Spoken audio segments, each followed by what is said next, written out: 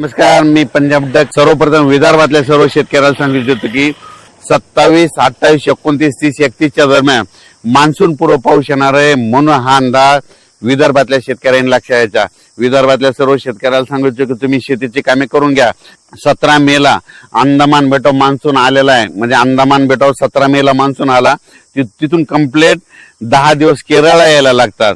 मग 10 दिवस म्हणजे 26 तारखेला तो केरळ येईल आणि त्याच्यानंतर 5 ते 7 मध्ये 7 जून पर्यंत म्हणजे महाराष्ट्रात पाऊस दाखल होऊ शकतो. म्हणून हा अंदाज विदर्भातल्या शेतकऱ्यांनी लक्षात घ्यायचा आणि आपण आपल्या शेतीची कामे करून घ्यायची. कारण की विदर्भात असल्यामुळे तुम्हाला सांगतो, पूर्व विदर्भ आणि पश्चिम विदर्भामधले सर्व शेतकऱ्याला सांगू इच्छितो की तुमच्याकडे मात्र एक मान्सून पूर्व एक अवकाळी पाऊस येणार आहे आणि ते पाऊस मात्र 27 मे, 27, 28, 29, 30, 31च्या दरम्यान तो मान्सून पूर्व अवकाळी पाऊस येणार आहे. भाग बदलत पडणार आहे, विखुरलेला स्वरूपाचा पडणार आहे. म्हणून खास करून हा विदर्भातल्या शेतकऱ्यांनी अंदाज लक्षायचा.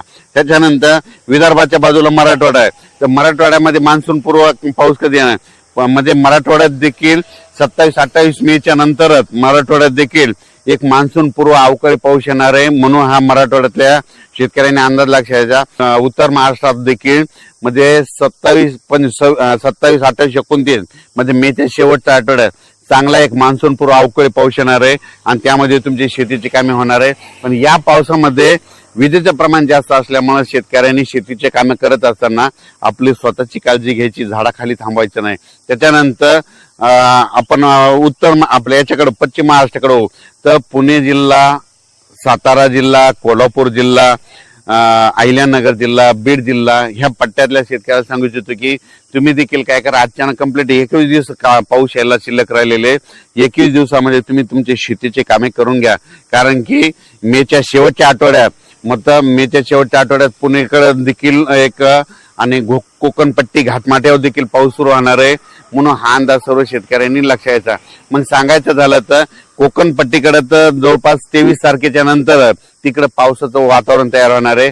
म्हणजे कोकणपट्टी, सातारा, कोल्हापूर, सांगली हे पट्टा, त्याच्यानंतर अहिल्यानगरकडे 24 तारखेच्या नंतर तिकडे वातावरण बदलायला सुरुवात होईल. पण 24 तारखेपासून फक्त कोकणपट्टी आणि घाटमाथा परिसर त्या भागामध्ये मान्सून पूर्व अवकाळी पाऊस सुरू व्हायला तयार होणार आहे. म्हणून त्या शेतकऱ्यांना अंदाज लक्षाचा.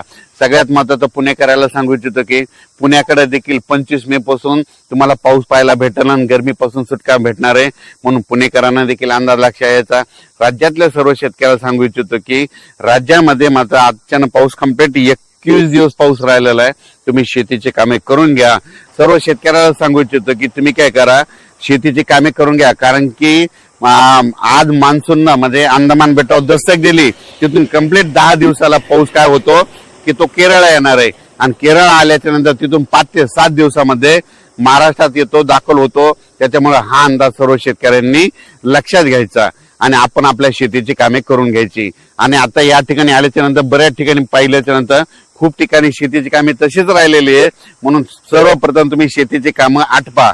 परत एकदा विदर्भात असल्यामुळे पूर्व विदर्भ आणि पश्चिम मध्ये 11 जिल्ह्यात ते वर्धा, नागपूर, भंडारा, गोंदिया, चंद्रपूर, यवतमाळ, वाशिम, हिंगोली, अकोला, अमरावती, बुलढाणा त्या शेतकऱ्याला सांगू इच्छितो अचानक कंप्लीट 21 दिवस पाऊस शिल्लक राहिलेला आहे. 21 दिवसामध्ये तुम्ही तुमचे शेतीचे कामे करून घ्या. त्याच्यानंतर एक मेच्या शेवटच्या आठवड्यात मध्ये 27, 28 मेच्या नंतर एक मान्सून पूर्व अवकाळी पाऊस येणार आहे.